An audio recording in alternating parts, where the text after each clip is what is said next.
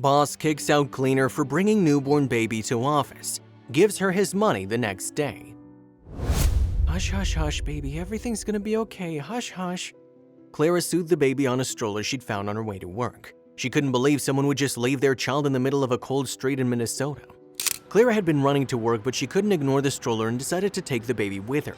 Unfortunately, the poor baby was probably hungry or scared because he hadn't stopped crying, and Clara was worried someone would hear them even in the break room.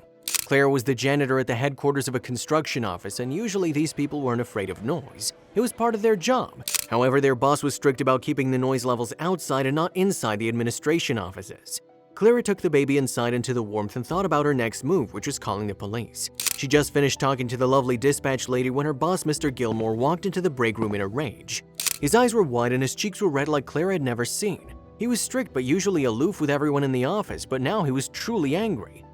Clara, what the hell are you doing? You brought your child into the office? Are you insane? That's grounds for termination, Mr. Gilmore yelled, startling her completely.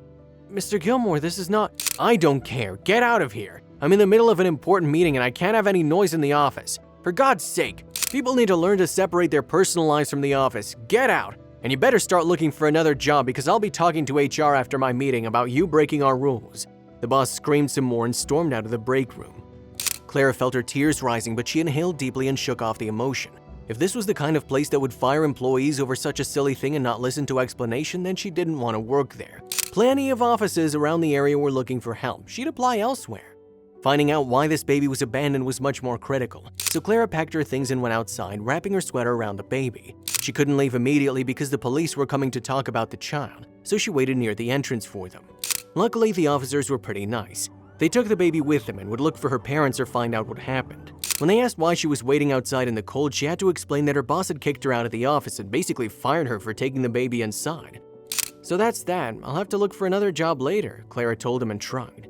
The policeman, Officer Salazar, frowned at that, but Clara thanked him, said goodbye, and walked away. She thought about the baby and what would happen to her, but it was out of her hands. The next day, Clara walked to the construction office after receiving a phone message about a meeting with HR.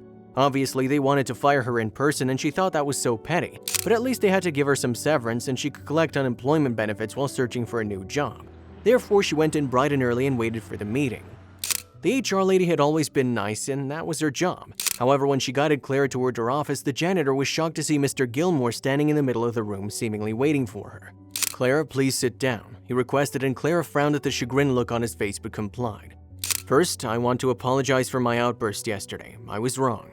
The meeting had my anxiety through the roof and I have sensory issues. I shouldn't have yelled. It's okay, Mr. Gilmore, Clara said timidly. Never in a million years did she expect an apology from her boss. Yesterday, when I was leaving for the day, an officer was waiting for me outside and told me the entire story. Her boss continued and Clara's jaw dropped. Mr. Gilmore continued to apologize as he realized that Clara had simply been taking care of an abandoned baby.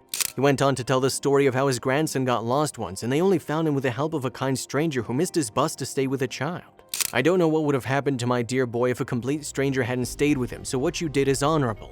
You can keep your job and get a raise, plus the money in this account as a compensation. Mr. Gilmore concluded, surprising Clara even more. That's not necessary. Clara tried to refuse, shaking her head.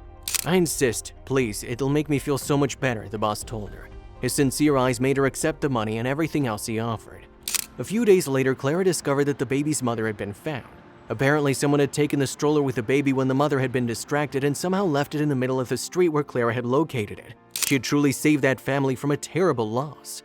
Meanwhile, the amount in the bank account Mr. Gilmore gave her was enough to change Clara's life, and after working a few more months for him, she opened a cleaning service and became her own boss. She never wanted to be at the mercy of anyone ever again.